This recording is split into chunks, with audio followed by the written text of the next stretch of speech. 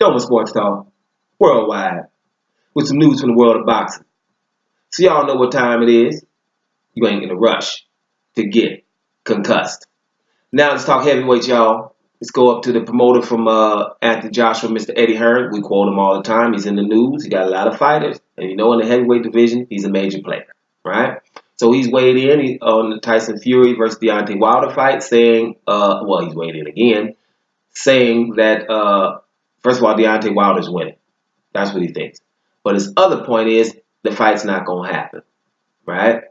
Well, first he had said a few weeks ago that the fight wasn't going to get signed, right? So he's wrong about that. Let's make sure we get that clear. The fight is signed.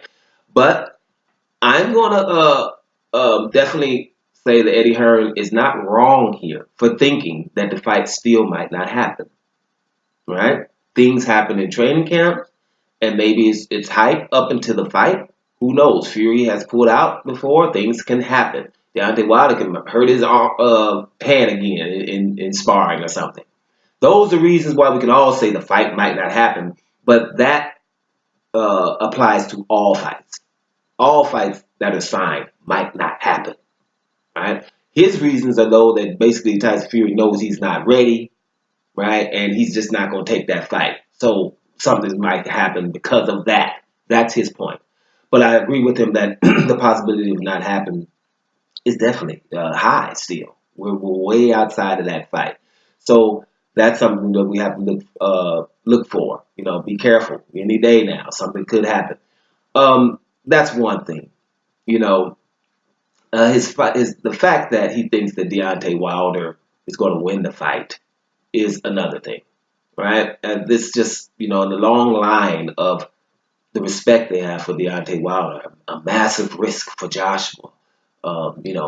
Tyson Fury's going to get beat by him. This guy, everyone knows how awesome he is. That's why it makes it very glaring when, your fighter doesn't take so much money to fight him, right? That's basically what Deontay Wilder is, all that and a bag of chips is what they're saying constantly, right? Whether it's too early for Fury, it's a massive risk. Fighting a talent like Deontay Wilder, the most dangerous heavyweight, all these things, right? But we're not going to give him the money he deserves or even close to it. And that's why we believe that, that he's being avoided. And that's why he was getting these ridiculous offers, is so he can get irked and walk away from negotiations, like I've said 1,000 times, right?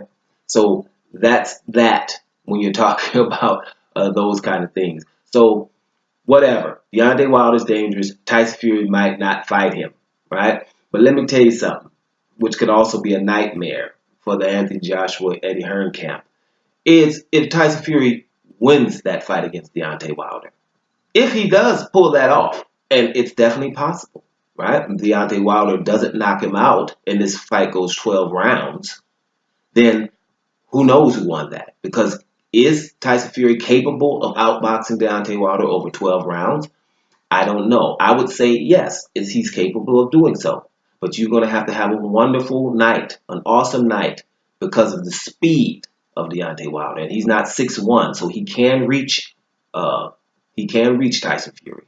So Deontay Wilder's not somebody who's luckily hitting these guys, right, over 40 fights. Not lucky. So it's probably going to be, not probable that Tyson Fury will last 12 rounds and outpoint Deontay Wilder. But it's possible. That's for sure, right? Now, if Tyson Fury wins that fight, let me tell you something. The negotiations with Anthony Joshua at that point will be a nightmare for Eddie Hearn. That's something I would tell you. If Tyson Fury beats Deontay Wilder, then the negotiation with Anthony Joshua for a unification fight will be a nightmare for Eddie Hearn and Anthony Joshua, because they will not be able to lowball this guy. Matter of fact, Tyson Fury will ask for 60-40 at least. For him, for Tyson Fury, he will ask for 60-40 at least. Having beat Deontay Wilder, taking a WBC belt, and being the lineal champ, right? Even though it's transgressions, he messed up this, he did, but he would be more significant even than Anthony Joshua. In his mind, for sure. And in some of the other minds. Now, you got to imagine Deontay Wilder beating Deontay Wilder. A lot of people ain't done that, right? So whatever the case will be, if it's barely by split decision or whatever, if he comes out of that beating Deontay Wilder in Vegas and he goes in negotiations with Anthony Joshua, remember I said it would be a nightmare. And I don't think Eddie Hearn wants to deal with that because then you're splitting England, right? You know, people can't be patriotic then. You know, you're splitting England. And then people are going to really be saying, hey, after that big win over Deontay Wilder, there will be a lot of people say, hey, Joshua, now this time you're not the A side, you know, and that they haven't heard that for a while. So that would be the nightmare scenario. Let's see how it is going forward. Let me take back up to the top. You know, your boy Eddie Hearn doesn't think the fight's going to happen. Let's see what if he's right about that. And he thinks that Deontay Wilder is going to win that fight.